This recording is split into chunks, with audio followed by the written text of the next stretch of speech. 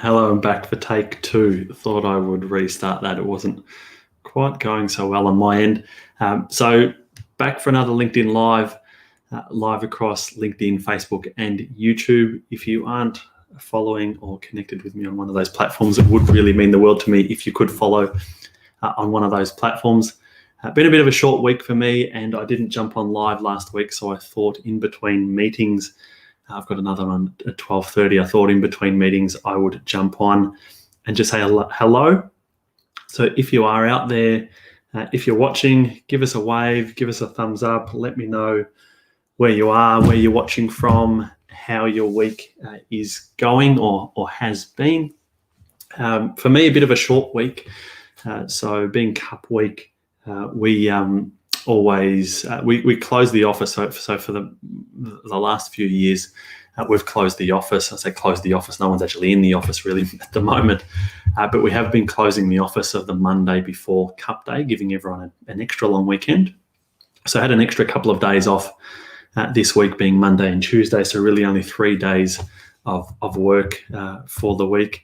Habib, great to see you there. Thank you for joining me, and good to chat the other day too. So a bit of a shorter week for me, but boy, what a week it's been, I guess. So we had the interest rate announcements on Cup Day. So interest rate, Reserve Bank rate being dropped to 0.1%. That's starting to filter through some of the interest rates, so the variable interest rates that you can get, but certainly some big movements in the fixed rate space. So I'm not a mortgage broker, but I do get communication from a whole lot of mortgage brokers. I'm on a few different distribution lists, and those rates are starting to come through. So some of them looking pretty attractive, and I'm sure there will be a number of people taking advantage of those rates. So I guess that then flows through to share markets, to property markets and the like. And as I posted on my LinkedIn the other day, I've already had a couple of conversations with people that are looking at saying, well, interest rates are so low, I can go and buy an investment property, take advantage of these really low interest rates and hopefully rent it out. The thing to appreciate that in a number of places, it's actually cheaper for people to pay an interest-only mortgage than it is to rent at the moment. So quite an interesting space in that property market. I suspect there might be a bit of support with these low interest rates, and similar with share markets. So as interest rates get lower, people saying, what's the point of me, putting extra money into my mortgage, for example, because interest rates are so low, or I want to save this money into a bank account or a term deposit because I'm getting next to nothing. And so some of that money starts to find its way into share markets and pushes up those prices. Mina, great to see you, and thank you for joining me. Hopefully you're feeling a bit better this week. The other week when I jumped on, you weren't feeling too good. So yeah, interest rates moving. That'll all, I guess, filter through to mortgages and the like over the next little while. We've also got this mess of the US election. Every morning I wake up and put on Sunrise to see what's going on and expecting there to be some result, but as yet we don't have one. I'm certainly not going to pretend to be an overly political person. For me, I don't really have a view one way or the other. And certainly I don't spend a whole lot of time digging into their policies and potential outcomes for markets and things like that. There are other people that spend a whole lot more time looking into that, and again, send me notes on distribution lists. So I read those, but certainly not claiming to be any expert on US politics and the ins and outs of what may come from that. But hopefully we get some result shortly, and we can all, I guess, move on past this mess of the US election that we've got at the moment.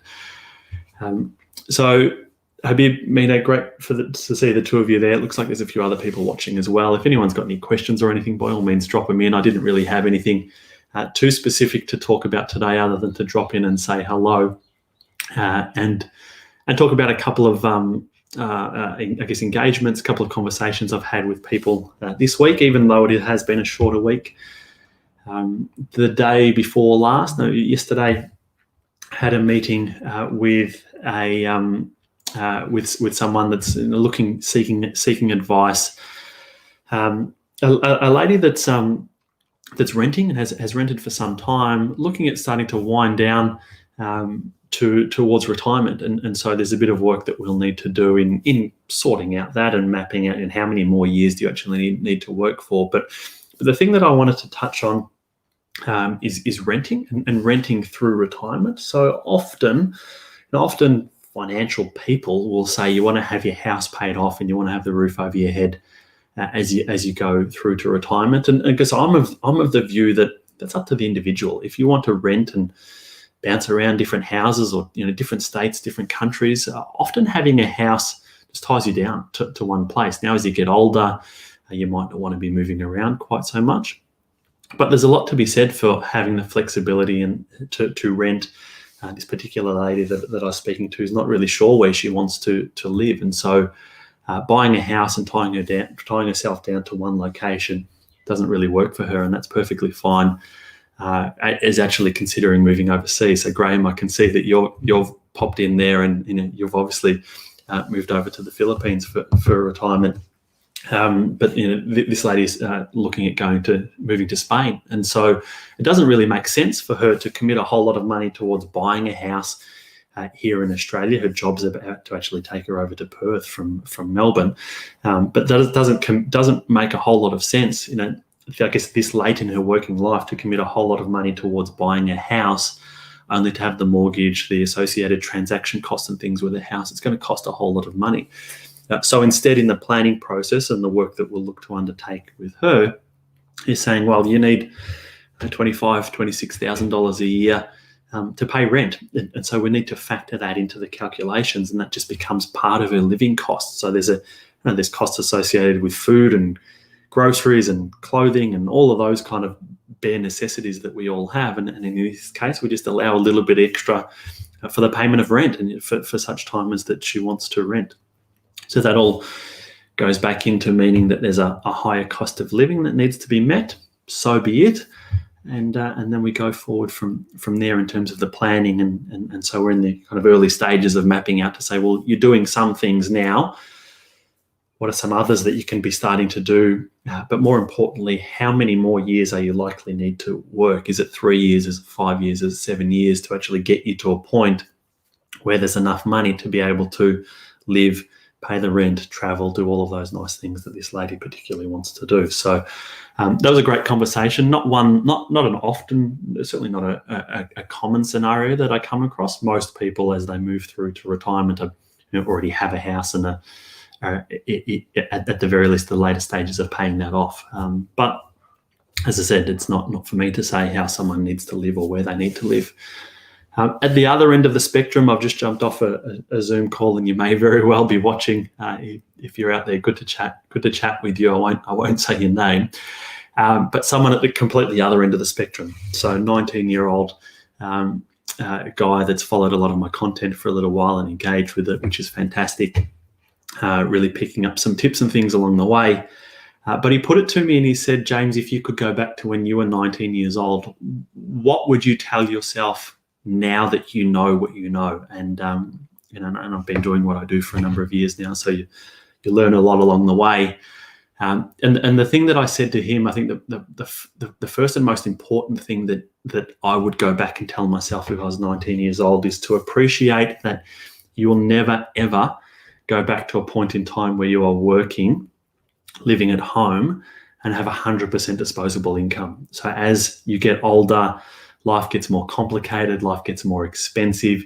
Maybe you have a partner, you buy a house or you rent, you have bills and things that creep in, you have kids, and there's extra expenses and things that go along with that. So never again really be 19 to 20, 21, 22, 25, whatever that age is, still living at home and have 100% disposable income.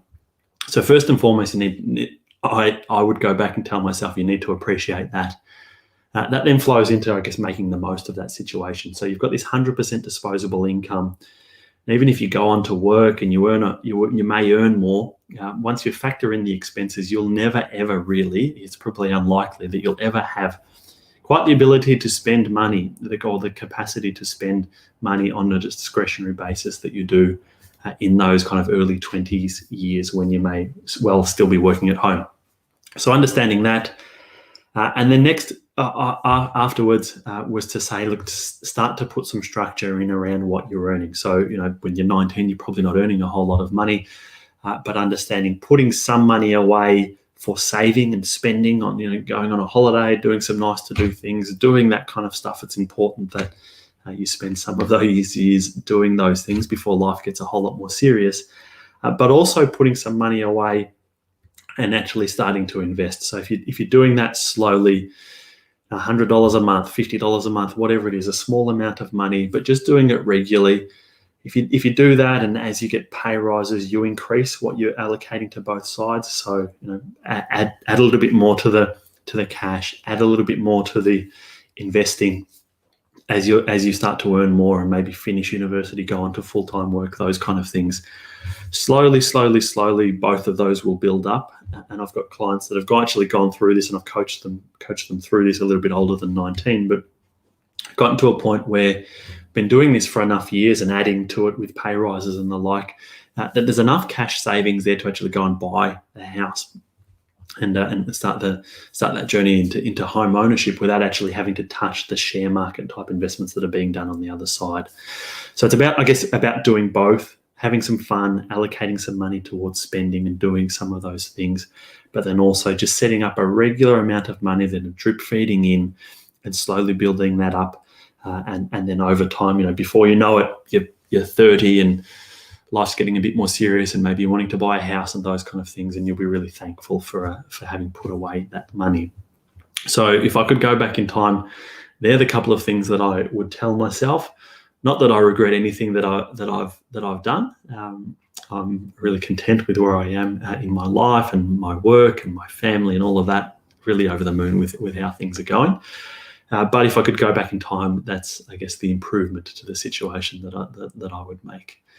So that's it for me today. 12:30, I've got to jump on a call with a client. So hopefully you're all well out there. Habib, Mina, Graham, thanks to the three of you for commenting and engaging with this. If there's anyone else out there that's either catching this on the replay or still live, thank you for watching and hanging in there up until now. Enjoy your weekend, and hopefully jump on Friday next week when I can, in between a couple of meetings then. See you later. Bye.